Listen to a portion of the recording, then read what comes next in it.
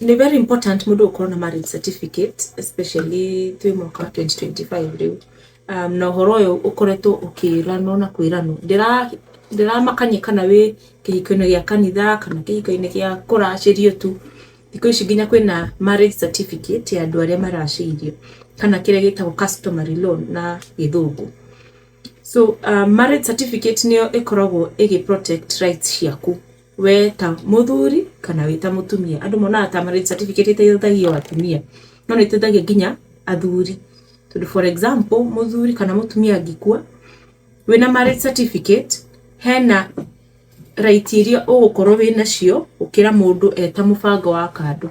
Riu kana wetagwo na gikuyu mbango wa kando mutire the same kana mundu athire o uguo akigia mwana o uguo kana murata o uguo kana brother kana sister.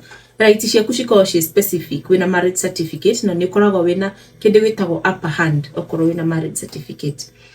Na also ni wega muno ni undu wa maundu ta maintenance ya ciana ciaku we muthuri na mutumia hena right cigukorwo ho tiga ona mundu akuite ona mundu ari oho hena right cikorwo ciho. So for example okorwo hena mugunda for example muguranite hamwe na wandikitwo ritwa ria mundu mutari uri andikitwo ritwa ria muthuri waku ndangioya roni kana ndangiendia mugunda uyu we utasainite tondu muna marriage certificate.